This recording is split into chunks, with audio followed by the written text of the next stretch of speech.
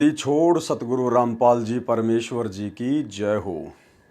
परम पिता परमात्मा सारी सृष्टि के रचनहार कुल मालिक असंख्य ब्रह्मांडों के स्वामी जगत गुरु तीनों लोकों में प्रवेश करके सबका भरण पोषण करने वाले राजाधिराज आत्माधार नाथों के नाथ देवों के देव महादेव सर्वेश्वर महेश्वर मृत्युंजय अजरो अमर आदि अनादि सनातनी प्रभु जगत पिता जगदीश्वर श्री श्री 1008 की उपाधि के वास्तविक अधिकारी अकाल मूर्त शब्द स्वरूपी राम वासुदेव सर्वगतम ब्रह्म परम पूज्य प्रथम पूज्य परम संत परम पुरुष परम धनी परम दयालु सत्य कबीर हक्का कबीर अल्लाहु कबीर अल्लाहु अकबर बाखबर अल्लाह ताला जगत के तारणहार जगत के मुक्तिदाता जगत के जगन्नाथ हारे के सहारे हिंदुओं के राम मुसलमानों के अल्लाह सिखों के वाहिगुरु ईसाइयों के मसीह दया के सागर दया निधि करुणा के सागर करुणा निधि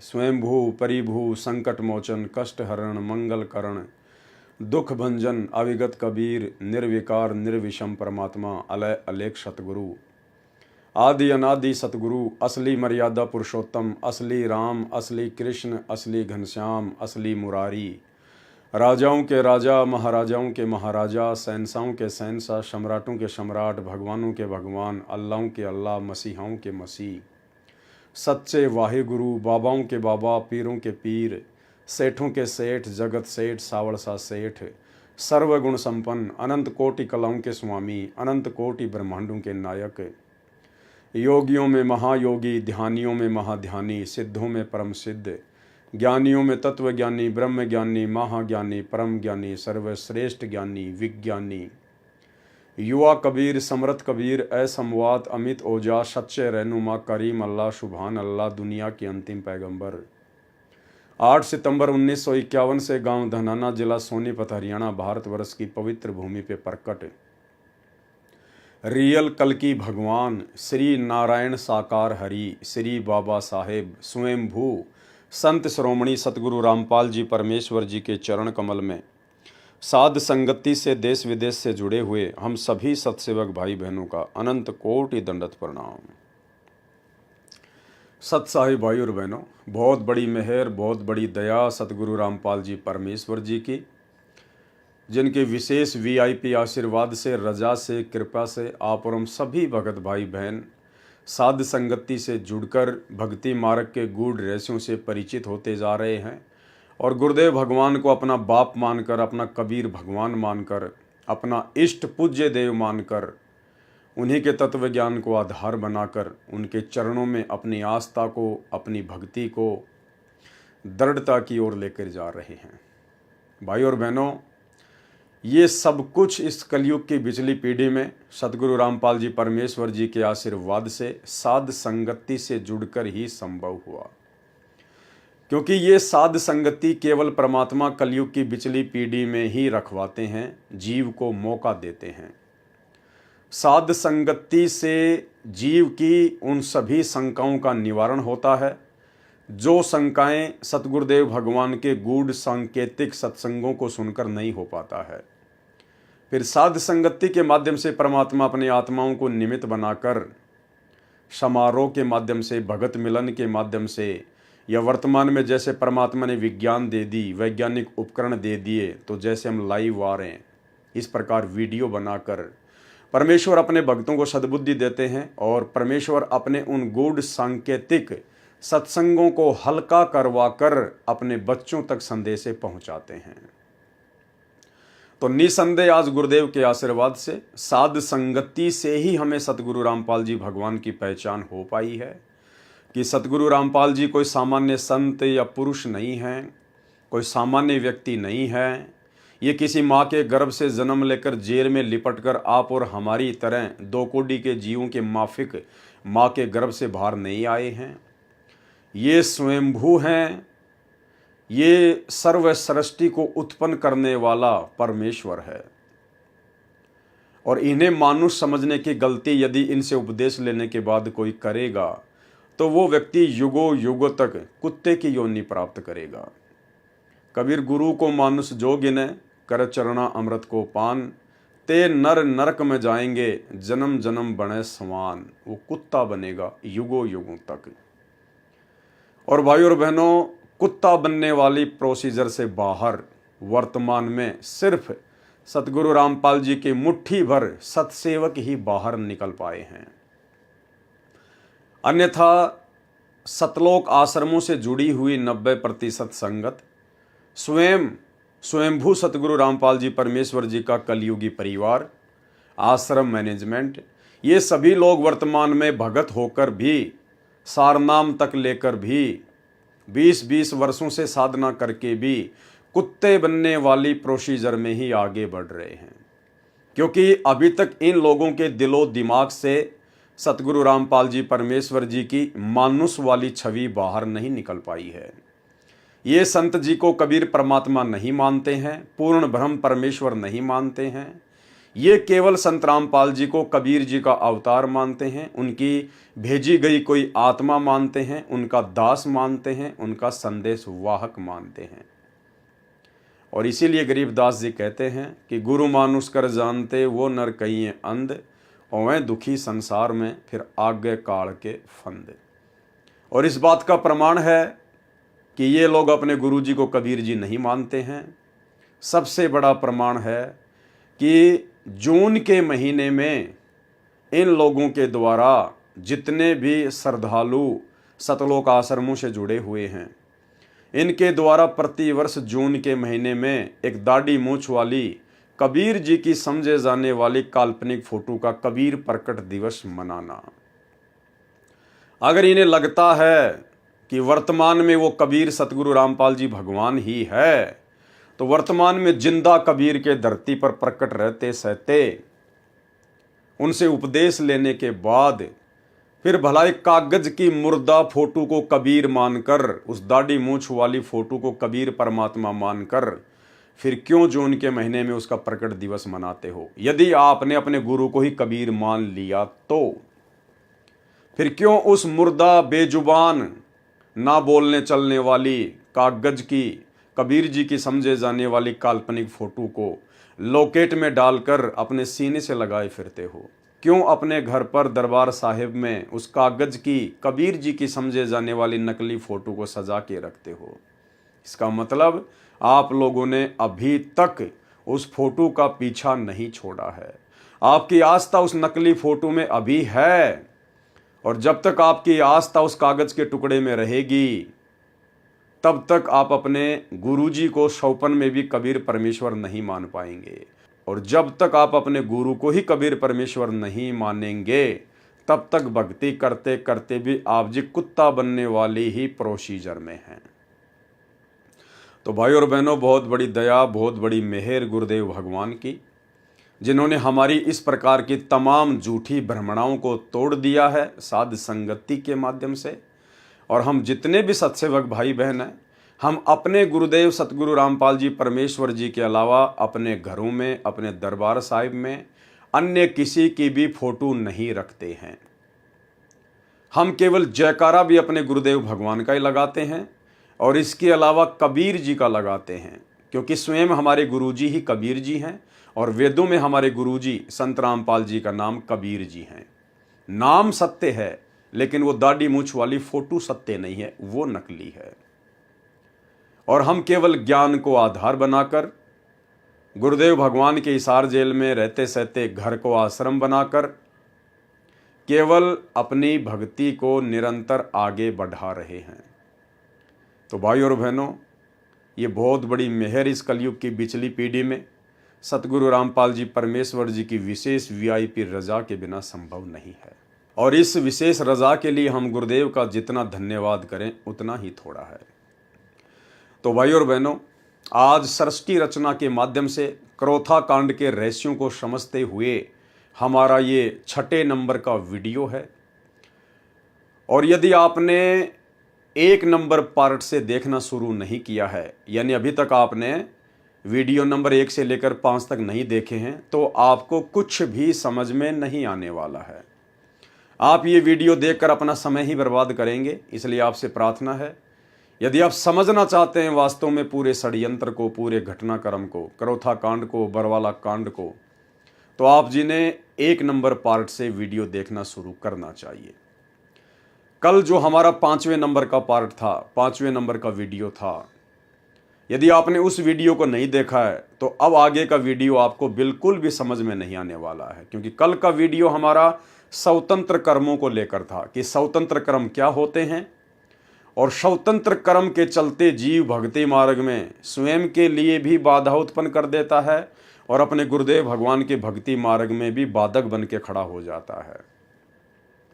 और इसी स्वतंत्र कर्म का नतीजा था 2006 का करोथा कांड और 2014 का बरवाला कांड, और वर्तमान में बरवाला कांड के बाद से 2024 तक जिस प्रकार से संत रामपाल जी परमेश्वर जी की 90% संगत की आध्यात्मिक दृष्टि से दुर्गति की जा रही है, उनके खुद के कलयुगी परिवार के द्वारा, आश्रम मैनेजमेंट के द्वारा, ये सब कुछ उन भक्तों के अपने स्वतंत्र कर्मों का ही नतीजा है। सतगुरु रामपाल जी परमेश्वर जी से उपदेश प्राप्त करने के बाद वे हमें अपने सत्संगों के माध्यम से गारंटी देते हैं कि यदि आप पूर्णतया मर्यादा में रहोगे और मेरे द्वारा दिए गए इन भक्ति मंत्रों का जाप करोगे तो आपके जीवन में कभी भी कोई आपत्ति या कोई संकट नहीं आएगा, काल का कोई भी अटैक आपके ऊपर नहीं होगा। लेकिन भाइयों, सन 2006 में खुद संत रामपाल जी के ऊपर ही आपत्ति आ गई। सन 2014 में खुद संत रामपाल जी के ऊपर ही संकट आ गया। तो हम क्या समझे इस बात से? जो संत दूसरों को गारंटी देता है कि मेरे से उपदेश लेने के बाद और मर्यादा में रहोगे तो आप भक्तों के ऊपर भी कोई आपत्ति नहीं आएगी। हम भगत तो 2 कोटि के प्राणी हैं, 2 कोटि के जीव हैं, मिट्टी के पुतले हैं। लेकिन हमारे गुरुदेव भगवान तो स्वयं परमात्मा हैं, परमेश्वर हैं, अविनाशी हैं। फिर भला इन्होंने कौन सी मर्यादा तोड़ दी होगी जो सन 2006 में बरवाला कांड के माध्यम से उनके ऊपर आपत्ति आई और फिर 2014 में करोथा कांड के माध्यम से आपत्ति आई। भाई और बहनों, हमने इन बातों को समझना पड़ेगा। परमेश्वर जब इस काल के लोक में हम आत्माओं को निकालने के लिए आते हैं तो परमेश्वर का काल के साथ कुछ एग्रीमेंट होता है, और उसी एग्रीमेंट के तहत काल ने परमेश्वर से वचन लिया था कि परमेश्वर आप नीचे जाना, आप जीवों को केवल अपना ज्ञान समझाना, अपने भक्ति विधान के बारे में बताना, समझाना। यदि आपकी बात मान के आपको फॉलो करे, मर्यादा में रहे, केवल उसी आत्मा को आप सतलोक लेकर जाना, अन्य के साथ में जबरदस्ती ना करना। आप किसी भी आत्मा को जबरदस्ती दबाव देकर यहां से ना लेकर जाना। तो परमेश्वर ने कहा कि तथास्तु, ऐसा ही होगा। अब भाई और बहनों, वो क्या गलती थी और किसकी गलती थी जिसके चलते 2006 में करोथा कांड हुआ और 2014 में बरवाला कांड हुआ। 2006 में गुरुदेव को 21 महीने रोहतक की हिसार जेल में बैठना पड़ा और वर्तमान में पिछले 10 वर्षों से हिसार की जेल में बैठे हैं। क्या परमात्मा ने भी कोई मर्यादा तोड़ी है जिस कारण से उनके ऊपर आपत्ति आई है? भाई और बहनों, सृष्टि रचना के माध्यम से हमें ये सारी बातें समझ में आएंगी। उसी के ऊपर लगातार ये वीडियो बनाए जा रहे हैं। परमेश्वर का काल के साथ एग्रीमेंट था और परमेश्वर ने फिर आकर नीचे हमें सारी बातें बताई और परमात्मा ने हमें सावधान करते हुए कहा कि बच्चों, इस काल ने तुम्हें जो मनुष्य जीवन दिया है, जो मनुष्य जन्म दिया है, इसने तुम्हारे संचित कर्मों से 75% पाप और पुण्य निकालकर तुम्हारा ये जीवन निर्धारित किया है। उसके बाद इसने 25% स्वतंत्र कर्म के माध्यम से तुम्हारे को छूट दे दी है। स्वतंत्र कर्मों का सदुपयोग करके तुम अपने कर्म बना सकते हो और 25% उन्हीं स्वतंत्र कर्मों का दुरुपयोग करके तुम अपने जीवन में बाधा भी खड़ी कर सकते हो। और भाई और बहनों, उन्हीं स्वतंत्र कर्मों का दुरुपयोग सतगुरु रामपाल जी परमेश्वर जी के साथ में रहने वाले विशेष सेवादारों ने सन 2006 में किया। और परमात्मा का काल के साथ एग्रीमेंट है कि जब तक हंसा मेरी आना और काल लगे ना तेरा बाणा, कि हे काल, हे ज्योति निरंजन, जब तक मेरे से उपदेश प्राप्त भगत मेरी आन कान में रहेगा, मेरी तमाम मर्यादाओं में रहेगा, तब तक तेरा किसी भी प्रकार का कोई अटैक उनके ऊपर नहीं हो सकता। और अगर मर्यादा ही तोड़ देगा फिर तो कहना ही क्या।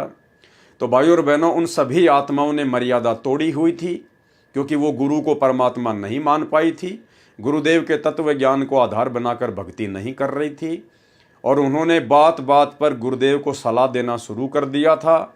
और भक्ति मार्ग में अपने गुरुदेव को सलाह देना स्वतंत्र कर्मों का दुरुपयोग है, अपने जीवन का सत्यानाश करना है, जिसके चलते करोथा आश्रम का निर्माण हुआ। और फिर उसी करोथा आश्रम के निर्माण के बाद लगातार सतगुरु रामपाल जी परमेश्वर और उनके भक्तों के ऊपर आपत्तियां आनी शुरू हो गई, क्योंकि वो करोथा आश्रम सतगुरुदेव भगवान को सलाह देकर बनवाया गया था, ना कि सतगुरु रामपाल जी भगवान ने अपनी मर्जी से बनाया था। तो भाइयों और बहनों, इसके अलावा और क्या क्या गलतियां थी, जो गलतियां आज से पहले हमारे खुद के भगत भाई बहनों ने की, जिन गलतियों के कारण वो भी दुखी हुए, परमात्मा से दूर हुए, और सतगुरु रामपाल जी परमेश्वर जी को भी काल के साथ किए गए एग्रीमेंट के अनुसार परेशान होने के लिए बाध्य किया गया। हमने उन्हीं तमाम गलतियों से शिक्षा लेनी है। इतिहास इसीलिए पढ़ाया जाता है, और पढ़ाया जाता है कि इतिहास से शिक्षा लेकर हम अपने भविष्य में कोई गलती ना कर बैठें। करोथा कांड हो चुका है, उसका फैसला भी आ चुका है, सब कुछ क्लियर है, लेकिन हमने इस पूरे घटनाक्रम को अच्छे से देखकर, सोचकर, समझकर शिक्षा लेनी है कि हम निकट भविष्य में इस भक्ति मार्ग में उन भगत भाई बहनों की तरह आगे कोई गलती ना कर बैठें, जिसके चलते हमारे भी जीवन का सत्यानाश हो और हमारे गुरुदेव भगवान की भी दुनिया में बदनामी हो। तो अब हम चलते हैं करोथा कांड का रहस्य नामक पुस्तक के पेज नंबर 43 के ऊपर, और इस पुस्तक के ऊपर आज हमारा ये लास्ट वीडियो है। उसके बाद अगला वीडियो कल रात्रि 9 बजे बरवाला कांड के ऊपर होगा। ठीक इसी प्रकार हम लोग बरवाला कांड को भी समझने का पूरा प्रयास करेंगे, तथ्यों के साथ, प्रमाणों के साथ में। मिथ्या आरोप, यानी जब करोथा कांड हो गया था, गुरुदेव भगवान रोहतक की जेल में चले गए थे, उसके बाद में प्रिंट मीडिया और इलेक्ट्रॉनिक मीडिया के माध्यम से तमाम प्रकार की खबरें निकाली गई, कुछ झूठी तो कुछ सच्ची। क्या थी? मिथ्या आरोप लगाया गया पुस्तक के लेखक के अनुसार सतलोक आश्रम के ऊपर। आश्रम में लिफ्ट थी, सुरंग थी, वह सुरंग में कैमरे लगे हुए थे, प्रवचन स्टेज व एसी गाड़ियां मिली। झूठ छपा, आश्रम में सुरंग और सुरंग में कैमरे। दैनिक भास्कर 15 जुलाई 2006 को पुस्तक के लेखक के अनुसार ये बिल्कुल गलत छपा था। सच क्या छपा था? सुरंग नहीं, सबवे, यानी आश्रम में जिसे सुरंग का नाम दिया जा रहा था वो सुरंग नहीं, बल्कि वो एक अंडरपास था, वो एक सबवे था जो आश्रम के नीचे बनाया गया था, एक रास्ता। सुरंग नहीं, सबवे, जो एक कमरे को दूसरे कमरे से जोड़ने का माध्यम मात्र है। सुरंग के नीचे 10 तो क्या, एक भी कमरा नहीं है। पंजाब केसरी 19 जुलाई 2006 को प्रकाशित हुआ। प्रमाण है, न भूमिगत कमरे न आपत्तिजनक सामग्री, हरिभूमि 19 जुलाई 2006। टिप्पणी, सतलोक आश्रम करोथा लगभग 4-5 एकड़ में बना हुआ है, जहां पर हजारों श्रद्धालुओं के सत्संग सुनने की व्यवस्था है, जो सत्संग के दौरान श्रद्धालुओं से खचाखच भरा रहता है, इसके लिए कि आश्रम में ज्यादा श्रद्धालु बैठ सकें। एक नई दूसरी स्टेज बनाई गई जो महाराज जी के विश्रामालय से काफी दूर थी, और भीड़ में स्टेज तक जाने का कोई और जरिया न देखते हुए आश्रम में बंदी छोड़ भक्ति मुक्ति ट्रस्ट ने, यानी आश्रम के सेवादारों ने, आश्रम के भक्तों ने जमीन के नीचे से एक गलियारा सबवे बनाया, ताकि श्रद्धालुओं की भीड़ को भी परेशानी न हो, और सतगुरु रामपाल जी महाराज को भी यह गलियारा सतगुरुदेव के विश्राम करने वाले स्थान से सीधा प्रवचन के स्टेज तक जाता है, और वहां से भक्तों ने अपने गुरुदेव जी को ज्यादा कष्ट न हो ये समझते हुए लिफ्ट वाला आसन लगा दिया। भाइयों और बहनों, कल आपने स्वतंत्र कर्मों को लेकर वीडियो पढ़ा था। ये 2 गलतियां करोथा आश्रम मैनेजमेंट ने, बड़े बड़े भक्तों ने, उन्हीं स्वतंत्र कर्मों का ज्ञान को आधार ना बनाकर दुरुपयोग किया और उन भक्तों के द्वारा इस प्रकार से स्वतंत्र कर्मों का दुरुपयोग करने के चलते करोथा कांड के बाद में यही सब बातें मीडिया के माध्यम से गुरुदेव भगवान की और सतलोक आश्रम करोथा की बदनामी का कारण बना। क्या लिखा जा रहा है भगत विजय दास के द्वारा, जिसने पुस्तक लिखी है कि आश्रम में बंदी छोड़ भक्ति मुक्ति ट्रस्ट ने, अब बंदी छोड़ भक्ति मुक्ति ट्रस्ट तो एक डॉक्यूमेंट्स है, एक नाम है। वो बंदी छोड़ भक्ति मुक्ति ट्रस्ट जो 4 अक्षर हैं वो थोड़े ना सव्य बनाएंगे, वो तो कागज के टुकड़े हैं।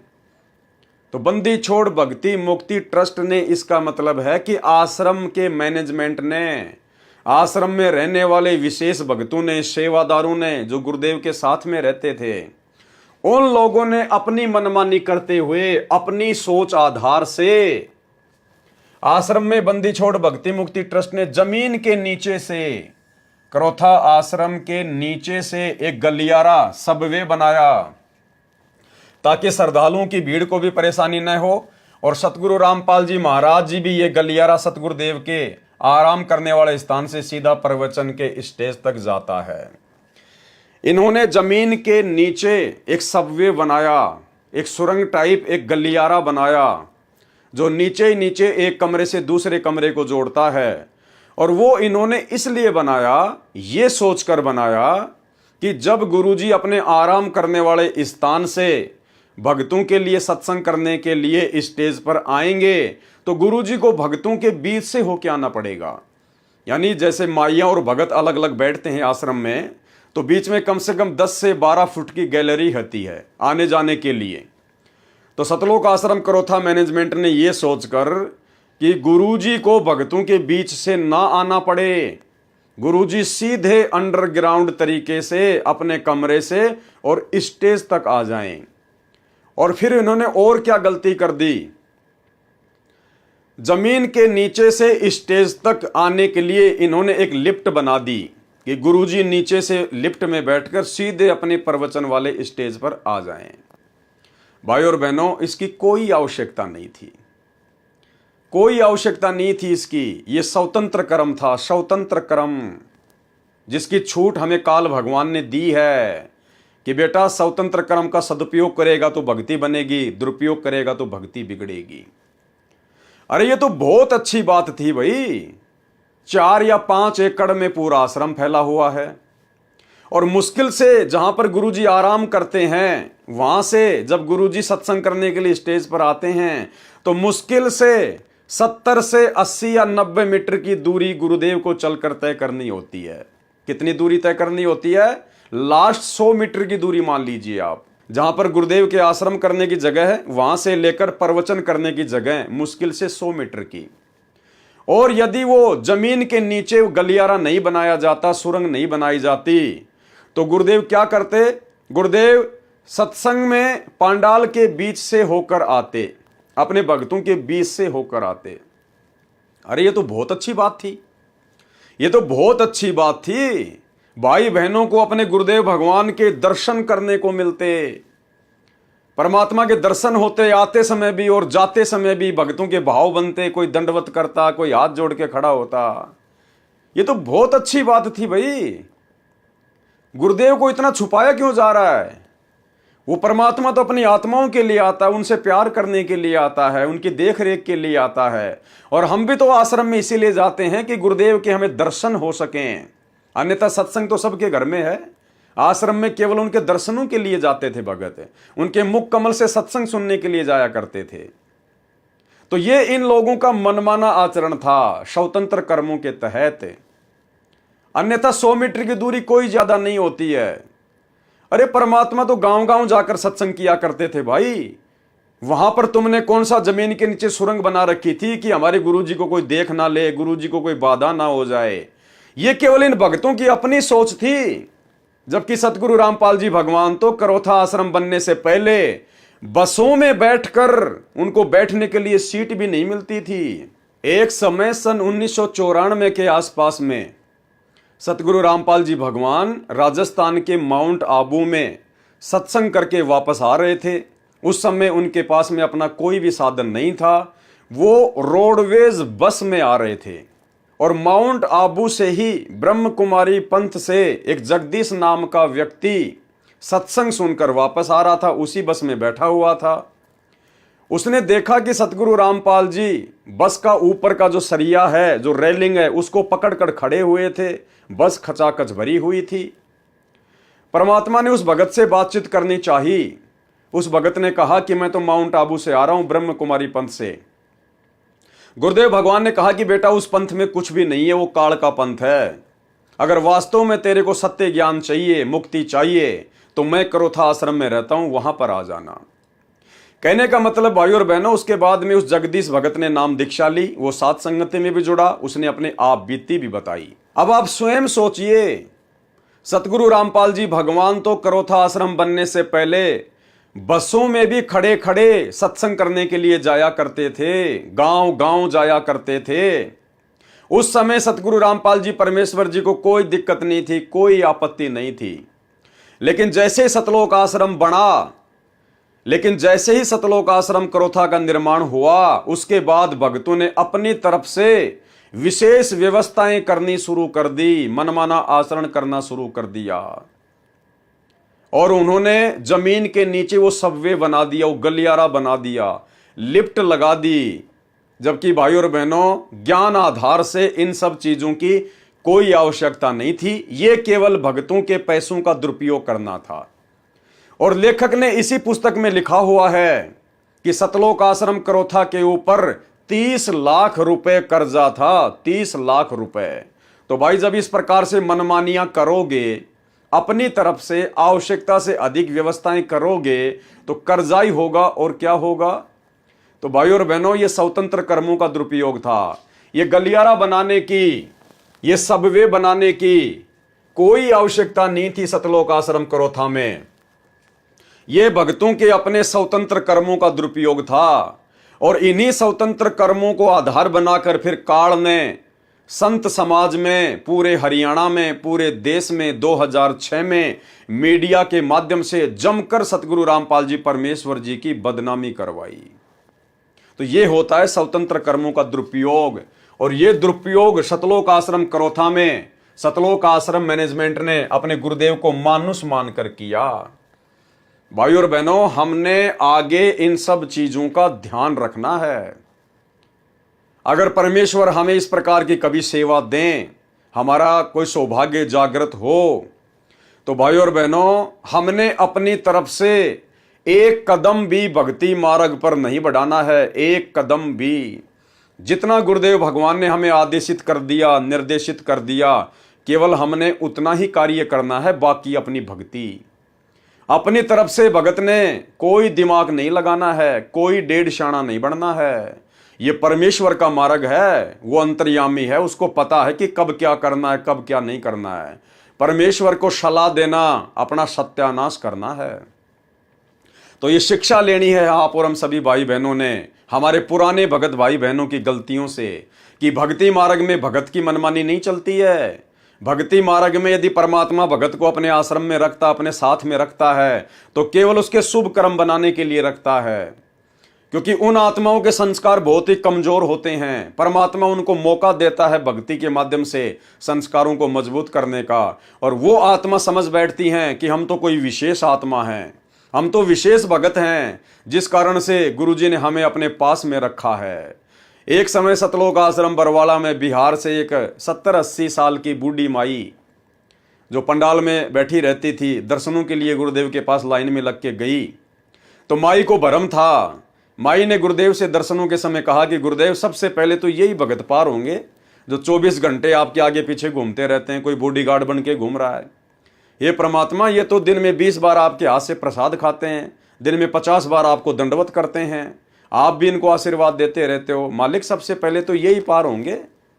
तो गुरुदेव ने माई से कहा कि माई, एक बात बता, डॉक्टर सबसे ज्यादा कौन से मरीज के पास में रहता है? ज्यादा देखभाल डॉक्टर कौन से मरीज की करता है? ज्यादा। बोला जी, उसी की करेगा जो ज्यादा सीरियस होगा, ज्यादा बीमार होगा, मरने की हालत में होगा। तो बोला माई ये जितने भी भगत जो मेरे आसपास आपको दिखाई दे रहे ना, ये सारे के सारे कोमा में हैं। आध्यात्मिक दृष्टि से ये तुम सबसे ज्यादा बीमार हैं। अगर मैं इनको अपने पास में ना रखूं तो काल इनको कब का उठा ले जाए, इनके संस्कार इतने कमजोर हैं।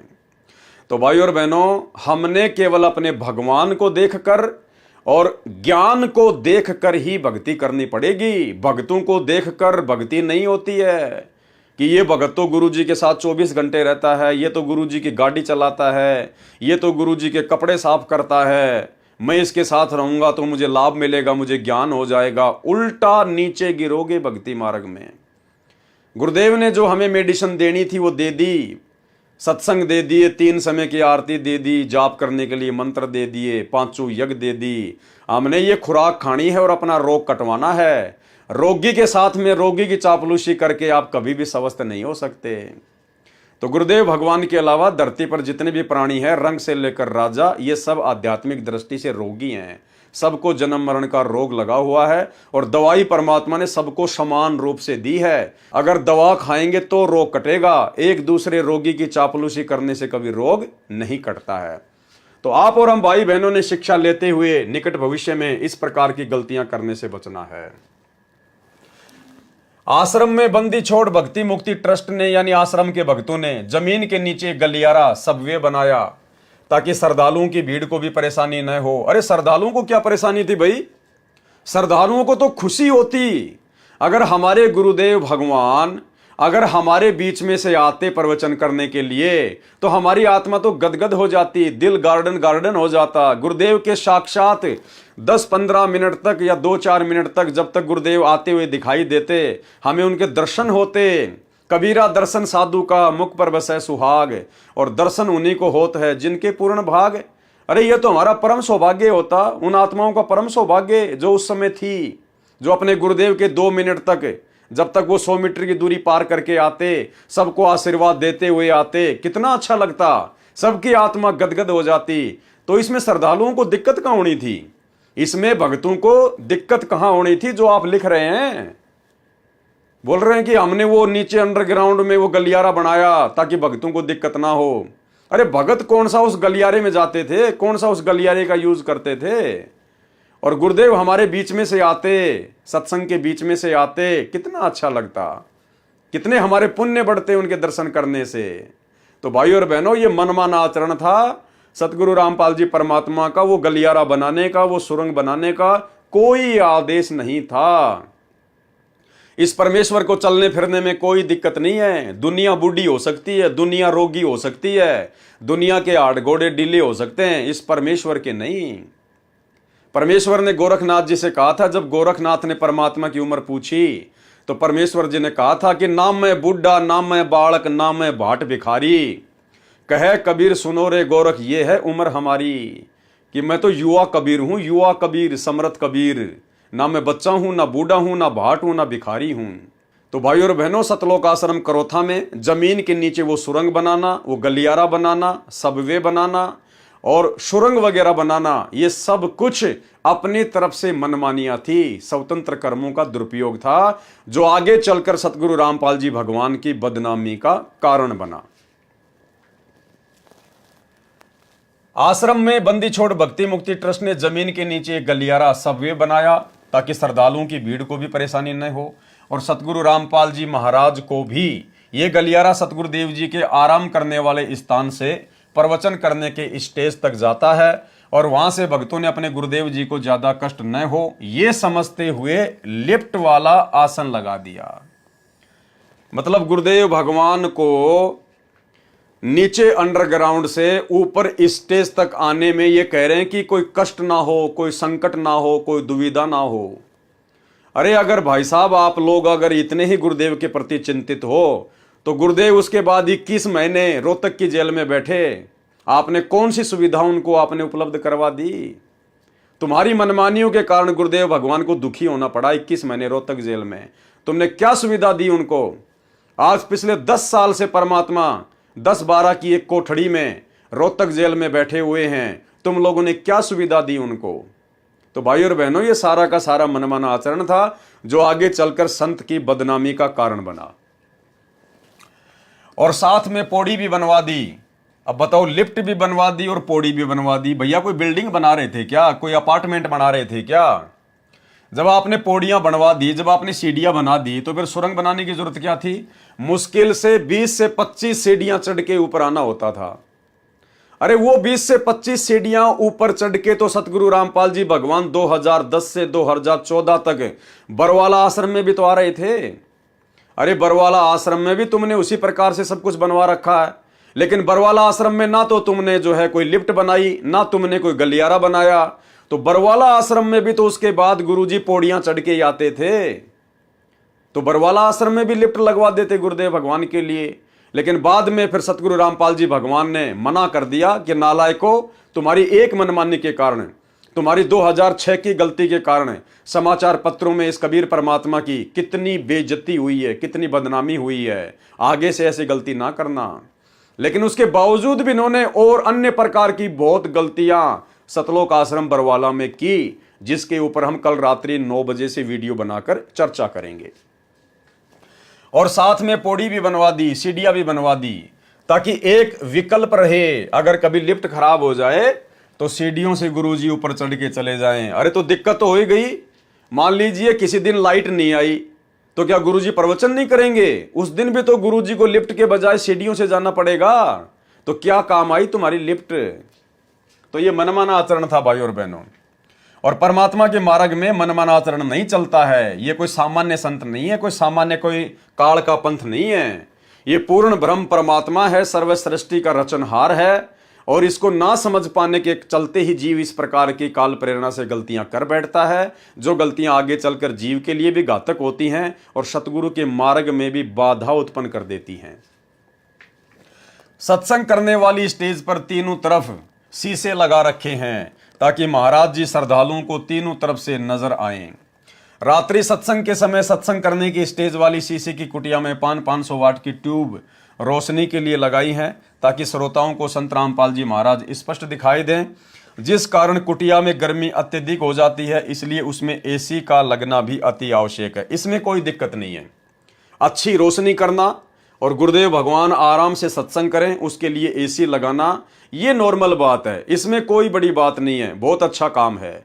लेकिन वो लिफ्ट बनाना खाली 20-30 सीढ़ियों के लिए और खाली 100 मीटर की दूरी मुश्किल से तय करने के लिए सुरंग बना देना, यह समझदारी नहीं थी। इसलिए उसमें एसी का लगना भी अति आवश्यक है। वास्तविकता तो यह है, अब आप स्वयं विचार करें कि इसमें एसी कौन सी चीज है जो पुलिस नहीं जानती। आगे चलिए भाई और बहनों, फिर क्या न्यूज छपी? मिथ्या आरोप, ये संत है 400 कैंटर का मालिक। अखबारों में उसके बाद में न्यूज आई कि संत रामपाल जी 400 ट्रकों का मालिक है। कैंटर यानी बड़े बड़े जो ट्रक आते हैं, जो मालगाड़ी जैसे ट्रोले, कि संत रामपाल जी के पास में 400 कैंटर हैं, इनका ट्रांसपोर्ट का काम है। अब वो क्या था ट्रांसपोर्ट का काम, क्या थे वो कैंटर, किसके वो कैंटर थे, ये यहां पर लिखा गया है। मिथ्या आरोप, ये संत है 400 कैंटर का मालिक। झूठ छपा, क्या छपा झूठ? नया खुलासा, पूना में है ट्रांसपोर्ट का कारोबार। दैनिक भास्कर 17 जुलाई 2006 में टिप्पणी की है लेखक ने। यह खबर भी बिल्कुल गलत व झूठी है। संत रामपाल जी महाराज का ट्रांसपोर्ट तो क्या किसी भी प्रकार का कोई कारोबार नहीं है, जिसकी जांच पुलिस प्रशासन ने भी अच्छी तरह से कर ली है और आगे भी कभी भी कर सकती है। लेकिन कम से कम बिना जांच किए ही ऐसी निराधार खबर तो नहीं छापनी चाहिए। इसमें चाहे प्रशासन हो या मीडिया, ये सब उनके कर्तव्य के अनुरूप तो नहीं है और ऐसे जनता के साथ खिलवाड़ हो रहा है। अब क्या लिख रहा है लेखक? पूना में, यानी महाराष्ट्र शहर के पूना में सतगुरु रामपाल जी महाराज का एक शिष्य है, जिसका ट्रांसपोर्ट का कारोबार है। अब यदि शिष्य की ट्रांसपोर्ट को ही संत जी की ट्रांसपोर्ट बोलते हैं, फिर तो ऐसे भगत भी हैं जिनकी एक छोटी सी दुकान ही थी और उस दुकान को ही शरारती तत्वों ने 11-12 जुलाई 2006 को आग लगाकर जला दी। अच्छा हुआ कि यह खबर नहीं आई कि जो दुकान जली है, हो सकता है उसमें संत रामपाल जी का हिस्सा हो। भाई और बहनों, असल में मामला क्या है, जब सतगुरु रामपाल जी भगवान महाराष्ट्र के पूना में सत्संग करने गए थे, तो वहाँ किसी भगत को उनका ज्ञान समझ में आ गया। भगत ने नाम उपदेश ले लिया, पूरे परिवार में केवल अकेले ने। घर वालों ने काफी विरोध किया लेकिन उसने एक नहीं सुनी। उस भगत का एक ट्रक था, एक गाड़ी चलती थी ट्रांसपोर्ट में, और जैसे ही नाम लिया कुछ दिनों बाद में उसकी गाड़ी का एक्सीडेंट हो गया। गाड़ी का इंश्योरेंस भी नहीं था, वो काफ़ी मुसीबतों में आ गया। घर वालों ने कहा कि रे भाई तूने क्या नाम दीक्षा ले ली, तेरा तो सारा कारोबार ही बंद हो गया। लेकिन उस भगत ने बिल्कुल भी परवाह नहीं की। घर वालों को कह दिया मैं ये नाम नहीं छोड़ सकता, भले मेरा सब कुछ बर्बाद क्यों ना हो जाए। ये कारोबार तो मेरा फिर से सेट हो जाएगा, लेकिन जो चीज़ मुझे मिल चुकी है वो मुझे जीवन में दोबारा प्राप्त नहीं होगी। भगत का नाम था रविंद्र ढाका। उस भगत की ऐसी दृढ़ता देखकर अंतर्यामी परमेश्वर जी ने दया बख्शी, और उसके बाद उस भगत का बहुत ही अच्छा काम निकल पड़ा। उस एक्सीडेंट वाली स्थिति से भी वो बाहर निकल गया, और वर्तमान में कम से कम उसके पास में 500 गाड़ियां हैं, 500 बड़े बड़े ट्रक हैं, कैंटर, और पूना में उसका ट्रांसपोर्ट का काम है। नाम है रविंद्र ढाका। अब भाई और बहनों, उसके बाद में क्या होता है, उसी रविंद्र ढाका की उस ट्रांसपोर्ट को निमित्त बनाकर, क्योंकि मीडिया को तो मिर्च मसाला लगाकर अपनी पब्लिसिटी चाहिए होती है, तो मीडिया ने इस प्रकार की बातें छाप दी कि बाबा का तो महाराष्ट्र के पूना में बहुत बड़ा ट्रांसपोर्ट का काम है, 400 गाड़ियां चलती हैं, कैंटर चलते हैं। चलो ये मीडिया का काम है, कोई बड़ी बात नहीं है। इस प्रकार की झूठी खबरें तो ये लोग छापते ही रहते हैं। अब 2014 का फिर बरवाला कांड हुआ, और बरवाला कांड होने के 7-8 महीने तक संगत में किसी भी प्रकार की पैसे की कोई सेवा नहीं चली थी। बरवाला कांड के 7-8 महीने के बाद में सतलोक आश्रम मैनेजमेंट हरियाणा ने संगत से पैसा ऐंठना शुरू किया था गुरुदेव के आदेश की आड़ में।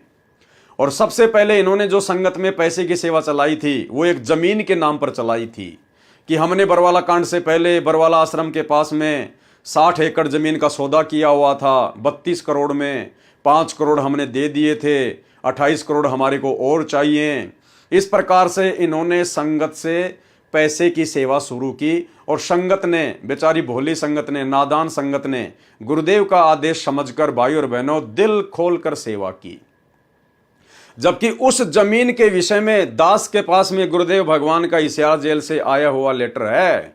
उस लेटर में गुरुदेव भगवान ने स्पष्ट लिखा हुआ है कि उस जमीन का जो बयाना दिया हुआ था, या तो वो बयाना वापस ले लो, अगर नहीं देते हैं तो कोई बात नहीं है, आगे फिलहाल आपने जमीन नहीं खरीदनी है।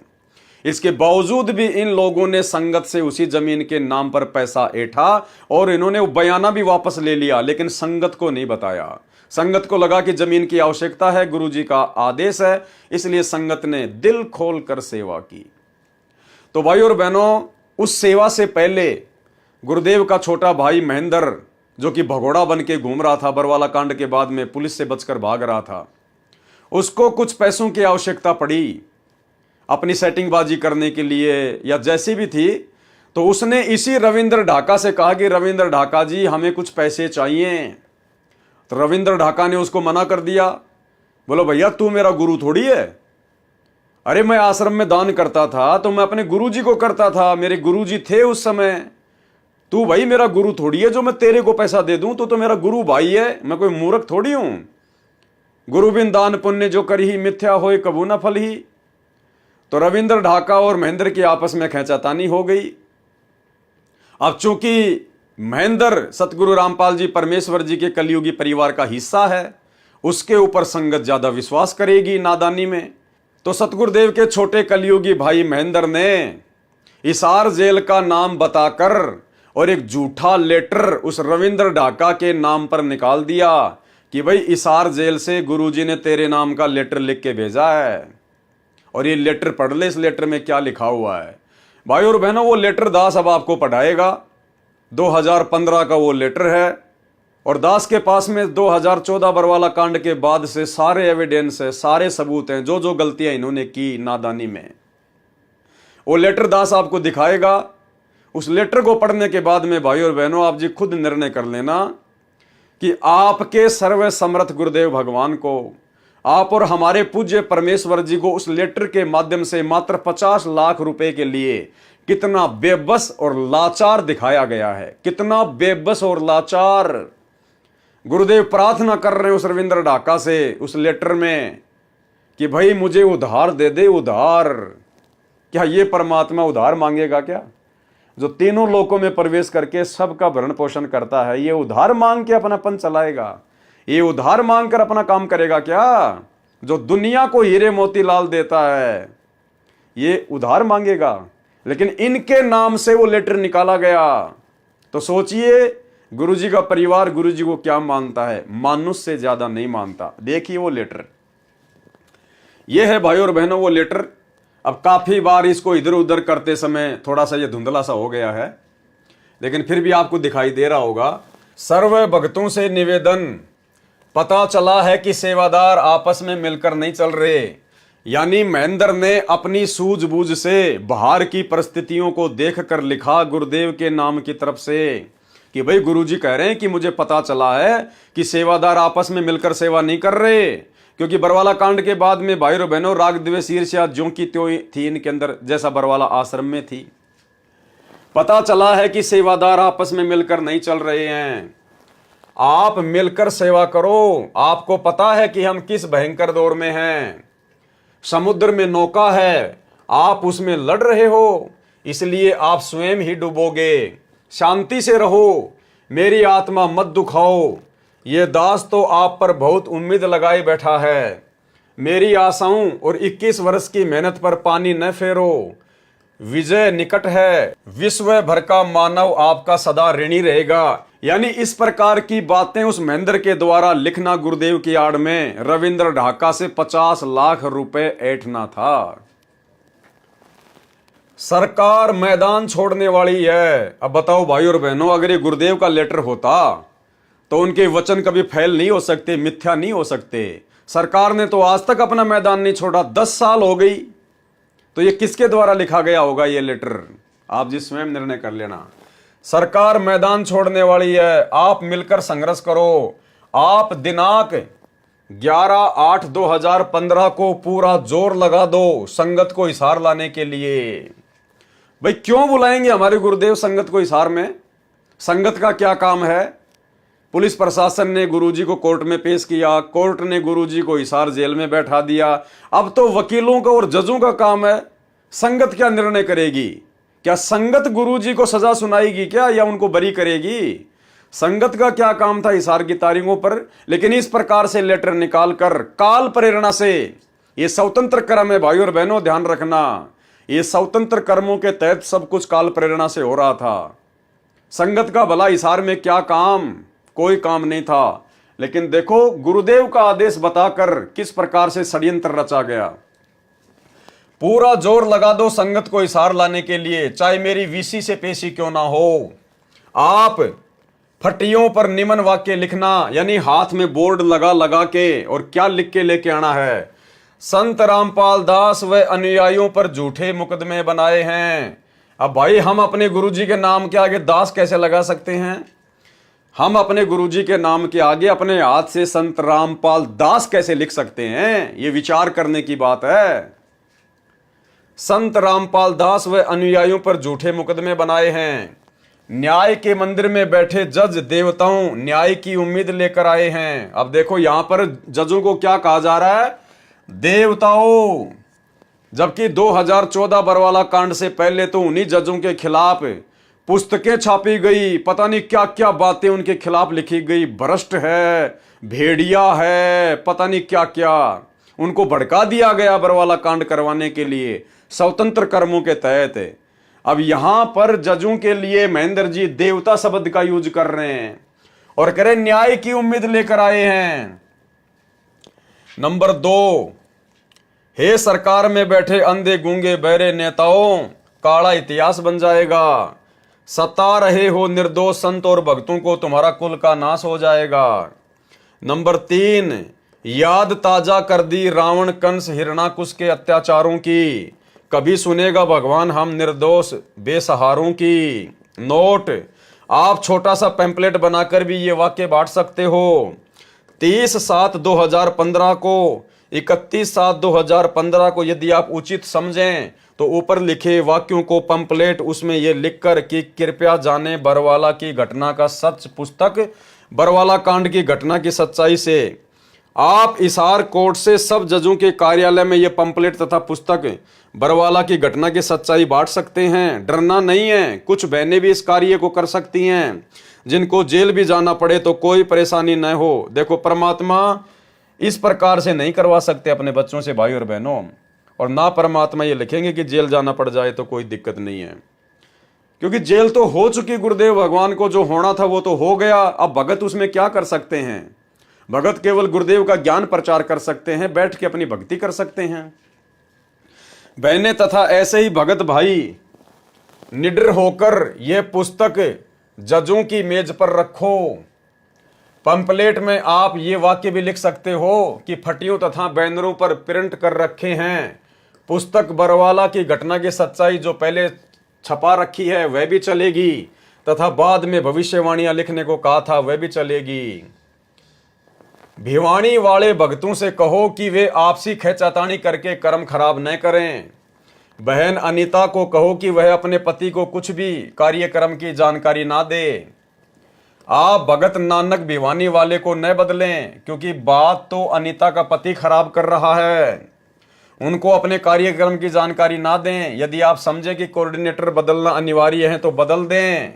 यानी सब कुछ गुरुजी के नाम की आड़ में महेंद्र कर रहा था। सब कुछ, किसको बदलना है, किसको चेंज करना है, संगत में आपस में कौन राग द्वेष कर रहा है, किसको हटाना है, किसको लगाना है। जो हाईकोर्ट चंडीगढ़ में अर्जी लगानी है मुकदमा नंबर 429, 430 वापस तथा 428 की धारा तुड़वाने की, वे 1/8/2015 से पहले डालकर प्रोसीडिंग स्टे प्राप्त करें। भगत सतदेव से पूछकर वकील RS हुड्डा की हिसार केसों की फीस केवल मेरे वकालतनामे की ही दें।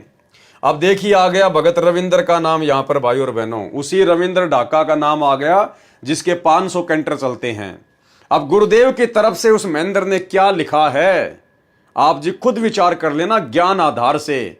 क्या हमारे गुरुदेव भगवान इस प्रकार से अपनी लाचारी जाहिर करेंगे? भगत रविंद्र ढाका से कहना कि 50 लाख रुपए का प्रबंध कर, गुरुजी का आदेश है, खर्चा बहुत हो रहा है, भगत मोहनलाल को देना है। ये मोहनलाल कौन है? ये वही महेंद्र है। इसने पुलिस के डर से अपना नाम बदल लिया था बरवाला कांड के बाद में, मोहनलाल। ये महेंद्र से मोहनलाल बन गया था। तो क्या कह रहा है? गुरुजी का नाम लेके लिख रहा है कि वो पैसा भगत मोहनलाल को देना है, यानी महेंद्र को देना है। जितना जितना आवश्यक पड़ने पर देता रहे, उधार लेना है, बाद में दे देंगे। क्या सतगुरु रामपाल जी भगवान कभी अपने भगत से उधार पैसा लेंगे? और ऐसा कौन महान नीच महान नालायक भगत होगा जो अपने गुरुजी को उधार पैसा देगा? अरे गुरुजी को तो दान दिया जाता है, सर्वस्व न्यौछावर कर दिया जाता है। कौन ऐसा गुरु होगा जो अपने भगत से उधार पैसा मांगेगा? और मान लो गुरु ने मांग लिया, उसकी परीक्षा हो सकती है, तो कौन ऐसा महानीच भगत होगा जो उधार पैसा अपने गुरुजी को देगा और फिर वापस लेने की उम्मीद रखेगा? तो भाई और बहनों, ये शब्द सतगुरु रामपाल जी भगवान के नहीं है। आपने किसी भी सत्संग में नहीं सुना होगा। हमेशा परमात्मा यही कहते हैं कि इस दास ने किसी से एक नए रुपए की कभी डिमांड नहीं करी। कभी भी एक नए पैसे की डिमांड इस दास ने नहीं की, और ना कभी किसी की कोई पर्ची काटी। सुनिए छोटा सा सत्संग। ते नट पेरना कांदर सासी मांग्या कर बठियारे, अर्जुन की लो लगे सतपुरुष ते वो तो मोती देवे उदारे, टूका कारण फिरे कुकरा सत्तर घर फिर आवे, ये तो लक्षण नहीं संत के क्यों बाणा वृद्ध ल जावे। अपनात्मा इस दास ने सन 1994 से आदेश हुआ था पूज्य गुरुदेव का दीक्षा देने का। 94 और 95 के मई तक तो दास सर्विस भी करता रहा, सैटरडे संडे को सेवा भी करता रहा, सब खर्चा अपने जेब से आप ही करता था। फिर परमात्मा की दया से इतना सेवा बढ़ गई, नौकरी भी त्यागनी पड़ी। दास जूनियर इंजीनियर की नौकरी करता था। उससे लेकर आज तक एक नया पैसा किसी से नहीं कहा दान दे दे या कोई पर्ची काटी हो। और आप देख रहे हो भगवान के दरबार में क्यों परमात्मा इतना देता है अपनी प्यारी आत्माओं को। और फिर उमंग भरता है, करे कराव साइया मन में लहर उठा, दादू से दरजीव के आप बगल हो जा। तो यहाँ देख लो कि कैसा मालिक की दया है, सब तरह की व्यवस्था है, और आज तक एक ना पैसा नहीं मांगा दास ने। तो कहते हैं जो मांगे सो बढ़ुआ कहिए, दर दर फिरे अज्ञानी, और जोगी जोग संपूर्ण जिसका मांगना पीवे पानी। तो ये कहते हैं गरीबदास साहिब जी कह रहे हैं कि उत्तर पश्चिम पूर्व पश्चिम उत्तर दक्षिण ये फिरदा दाने दाने नू, और सर्व कला सतगुरु साहिब की हरियाए हरियाणे नू। गरीबदास कहते कबीर साहब आए भगवान हरियाणे नू, और तो मांगते फिर धक्के खाते फिर उस भगवान को पहचानो। तो बताओ भाई और बहनों, अब वही परमात्मा एक भगत के आगे भिखारी बनेगा, एक भगत के सामने इस प्रकार से लाचारी पेश करेगा, और वो भी परम संत सतगुरु रामपाल जी भगवान जो पूरी सृष्टि को दे रहे हैं। तो देखिए भाई और बहनों, किस प्रकार से गुरुदेव भगवान की आड़ में और उनके भाई के द्वारा, कलयुगी भाई के द्वारा, काल प्रेरणा से किस प्रकार के शब्द लिखे जा रहे हैं। ये हैं स्वतंत्र कर्म, ये स्वतंत्र कर्म है भाई और बहनों, ये भोगने पड़ेंगे, फिर आगे चलकर ये भोगने पड़ेंगे। हमने शिक्षा लेनी है, शिक्षा हमने केवल उतना ही करना जितना गुरुजी ने सत्संगों में बता दिया। उसके बाद भाई और बहनों आंखें और कान बंद कर लेने हैं, अपनी रोजी रोटी का धंधा ईमानदारी से, बाकी जितना गुरुजी ने सत्संग कर दिए वही आदेश फॉलो करते हुए अपनी भक्ति करनी है। ये ड्रामेबाजी वही करता है जो गुरु को मानुष मानता है, जो गुरु को अपने जैसा 2 कोड़ी का जीव मानता है। अब ये महेंद्र दास कहां से संत रामपाल जी को परमात्मा मान लेगा, भगवान मान लेगा। अरे भैया, भाई भाई आपस में एक ही परिवार में रहते हैं, बचपन में भी रहते हैं, जवानी में भी रहते हैं, और छोटी छोटी बातों को लेकर, कभी जमीन को लेकर, कभी घर की औरतों को लेकर, छोटी छोटी बातों को लेकर कांसुनी भी हो जाती है, खेचातानी भी हो जाती है। ये तो घर घर की राम कहानी है। तो आगे चलकर वो महेंद्र कैसे संत रामपाल जी को परमात्मा मान लेगा, कबीर जी मान लेगा, कभी शौपन में नहीं मान सकता। तो गुरु को मानुष मानने के चलते स्वतंत्र कर्मों का दुरुपयोग करते हुए यहां पर इस प्रकार की बातें लिखी जा रही हैं। भगत रविंद्र ढाका से कहना कि 50 लाख रुपए का प्रबंध कर, गुरुजी का आदेश है, खर्चा बहुत हो रहा है, भगत मोहनलाल को देना है, जितना जितना आवश्यकता पड़ने पर देता रहे, उधार लेना है, बाद में दे देंगे उसको। नोट आगे क्या कहा गया, फिर महेंद्र के द्वारा रविंद्र ढाका को डराया गया है कि पैसे नहीं देगा तो फिर देख ले। नोट, रविंद्र ढाका क्या उत्तर देता है मुझे बताना। कोर्ट में पुस्तक बरवाला कांड की घटना बांटने के लिए सीमा जयपुर, रानी पानीपत और जो भी बहनें आश्रम में रहती थी वे सेवा कर सकती हैं। गुरुजी कभी भी अपनी शिष्या के लिए बहन शब्द का यूज नहीं करेंगे। गुरुजी बहने शब्द का यूज नहीं करेंगे, क्योंकि उन लड़कियों की उम्र 2014 बरवाला कांड के समय मात्र 20 या 25 साल की थी। तो गुरुजी उनके लिए बहने शब्द का प्रयोग नहीं करेंगे, बेटी शब्द का प्रयोग कर सकते हैं, बेटी शब्द का। तो भाई और बहनों, ये महेंद्र के द्वारा लिखा गया है सतगुरु रामपाल जी भगवान की आड़ में। रोहतक कोर्ट में भी बांट सकते हैं। संत रामपाल दास 25/7/2015 को ये लेटर निकाला गया। तो आपकी आंखों के सामने है भाई और बहनों। अब आगे चलते हैं पेज नंबर 50 के ऊपर। और क्या झूठे आरोप लगाए गए मीडिया के द्वारा, जो लेखक ने लिखा है। मिथ्या आरोप। संत रामपाल जी खुद को कभी हनुमान का अवतार बताते थे तो कभी कबीर का, खुद को जगत गुरु और भगवान बताते थे। तो लेखक जो भगत है वो क्या लिख रहा है, टिप्पणी। संत रामपाल जी के सत्संग की सैकड़ों वीडियो सीडी, ऑडियो कैसेट व ऑडियो सीडी बनी हुई हैं और भगत समाज में वितरित हो चुकी हैं, और 5-6 पुस्तकें भी छपी हुई हैं, वो भी भगत समाज में वितरित हो चुकी हैं। कोई भी व्यक्ति महाराज जी के मुख से कहा हुआ कि मैं भगवान हूँ, मैं जगत गुरु हूँ, या मैं स्वयंभू हूँ, या मैं कबीर साहिब का अवतार हूँ, या हनुमान का अवतार हूँ आदि प्रमाणित करे और समाज के सामने लाए तो जाने। अरे मेरे भाई, इतनी बड़ी बात लिखने की जरूरत क्या थी। सीधा सीधा कह देते भाई ठीक है, हनुमान जी के अवतार तो उन्होंने कभी नहीं कहा, बाकी भैया वो जगत गुरु हैं, वो स्वयंभू परमात्मा हैं, वो कबीर साहिब हैं, इसमें कोई संशय नहीं है, कोई मिलावट नहीं है। भले तुम ना मानो, लेकिन वो खुद भगवान है, परमात्मा है, स्वयंभू है तो हैं। इसने बोलना चाहिए था। लेकिन कह रहा नहीं, आप किसी भी पुस्तक में दिखा दो संत रामपाल जी ने कभी भी अपने आप को ये नहीं कहा, वो नहीं कहा। अरे भैया, वो कैसे कहेंगे? वो तो अपने आप को छुपाते हुए ये ज्ञान प्रचार कर रहे हैं। अगर सन 1994 में संत रामपाल जी कहने लग जाते कि मैं कबीर हूं, तो तुम भी नहीं मानते। जो आज तुम ये पुस्तक लिख रहे हो ना उनके शरण में आके, तुम भी इस बात पे यकीन नहीं करते और उनके प्रवचन तक नहीं सुनते कि बड़ा घमंडी आदमी है, खुद को कबीर जी कहता है। तो भाई और बहनों, परमात्मा ने स्वयं कबीर होते हुए भी अपने आप को कबीर का दास बताकर आप और हम आत्माओं तक अपना ज्ञान पहुंचाने के लिए उन्होंने लीला की भूमिका की। तो भाई, इसमें डरने की क्या आवश्यकता थी? साफ साफ कह देता भैया हमारे गुरुजी भगवान है, परमात्मा है, इसमें क्या दिक्कत है? प्रमाणित करें और समाज के सामने लाएं तो जाने। महाराज जी अपने आप को जगत गुरु, मैं भगवान हूं आदि न बताकर अपने आप को कबीर साहब का कुत्ता बताने का तो अनेकों जगह प्रमाण है। अरे ये लिखने की क्या आवश्यकता थी भाई? लेकिन जैसे आरोप लगाए गए हैं ऐसा प्रमाण तो एक भी जगह नहीं मिलता। जगत गुरु का जो प्रकरण है वह महाराज जी स्वयं नहीं लिखते, अपितु उनके शिष्य अनुयायी अपने गुरुदेव के ज्ञान को देखते हुए जगत गुरु कहते हैं और कहते रहेंगे। वे इन्हें कौन भगत, वे इन्हें स्वयं कबीर साहिब आया हुआ मानते हैं और मानते रहेंगे। देखो भाई और बहनों, ये होता है केवल जुबान से कहना।